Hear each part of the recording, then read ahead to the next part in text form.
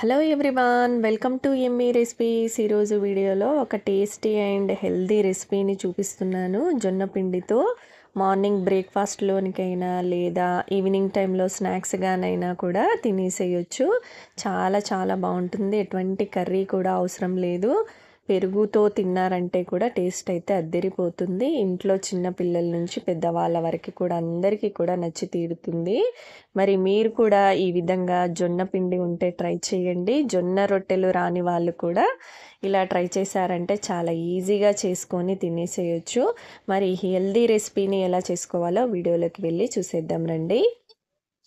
ఒక మిక్సింగ్ బౌల్లోనికి ఇక్కడ సన్నగా పొడుగ్గా కట్ చేసిన ఒక 2 ఆనియన్స్ని తీసుకున్నాను. ఇప్పుడు ఈ ఆనియన్స్ని ఒక బౌల్లోనికి వేసుకొని చేత్తో బాగా ఒకసారి ఇట్లా స్మాష్ చేసుకోవాలి. ఆనియన్స్లోని వాటర్ అంతా కూడా కొద్దిగా రిలీజ్ అయ్యేంత వరకు చేత్తో కలుపుకోవాలి.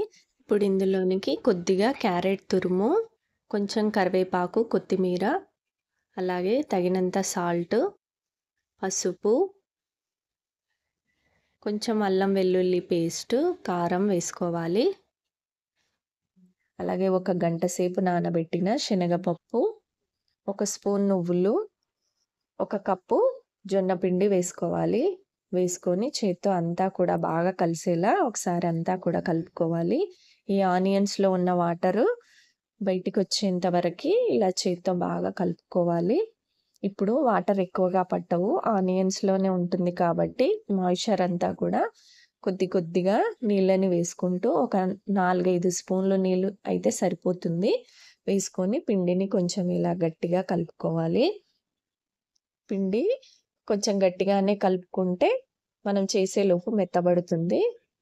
కలుపుకొని ఇప్పుడు ఒక చిన్న పిండి ముద్దను తీసుకొని ఒక బటర్ పేపర్ కానీ ఆయిల్ కవర్ కానీ తీసుకొని దీనికి ఆయిల్ని రాసుకోవాలి. ఫస్ట్ ఆయిల్ని రాసుకొని ఇప్పుడు పిండి ముద్దను తీసుకొని చేత్తో ఇలా ఒత్తుకోవాలి. మీకు నచ్చిన సైజులో చేసుకోండి. సైడ్స్కి ఏమైనా క్రాక్స్ వస్తే ఇలా సెట్ చేసుకుంటూ చేత్తో ఒత్తుకోవాలి. ఇలా ఈ సైజులో చేసుకున్నాను నేను ఇక్కడ. ఇది బటర్ పేపర్ నుంచి కూడా చాలా ఈజీగా తీసేసుకోవచ్చు. తర్వాత స్టవ్ ఆన్ చేసుకొని ఒక ప్యాన్లోనికి కొంచెం ఒక స్పూన్ ఆయిల్ వేసుకొని ఇప్పుడు చేసి పెట్టుకున్న ఈ రొట్టెను కూడా ఈ ప్యాన్ పైన వేసుకోవాలి. వేసుకొని ఫ్లేమ్ని మాత్రం మీడియం ఫ్లేమ్లో ఉంచి కాల్చుకోవాలి. 2 వైపులా కూడా కొద్దిగా వేగిన తర్వాత పైనుంచి ఇంకొక స్పూన్ ఆయిల్ వేసుకొని ఒకవైపు ఫ్రై అయిన తర్వాత రెండో వైపు కూడా తిప్పుకుంటూ ఫ్రై చేసుకోవాలి. కొంచెం ఇలా ఒత్తుకుంటూ ఫ్రై చేసుకోవాలి. లోపల పిండి పిండిగా ఉండకుండా మంచిగా మీడియం ఫ్లేమ్లో కాల్చుకొని తీసేసుకోవాలి.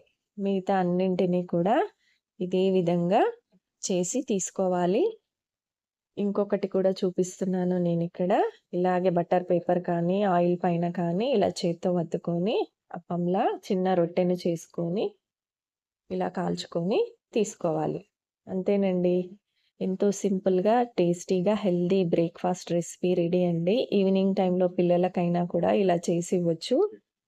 తింటుంటే ఇంకా తినాలని అనిపిస్తూ ఉంది. చాలా సింపుల్ రెసిపీ, చాలా త్వరగా చేసేసుకోవచ్చు అండ్ చాలా టేస్టీగా ఉంది. మీరు కూడా ఈ విధంగా ట్రై చేసి చూడండి. మీ ఇంట్లో అందరికీ కూడా నచ్చి తీరుతుంది. మరి మరొక మంచి రెసిపీతో మళ్ళీ కలుద్దాం. వీడియో కనుక నచ్చినట్టయితే ప్లీజ్ లైక్ చేయండి, షేర్ చేయండి, సబ్స్క్రైబ్ చేసుకోండి.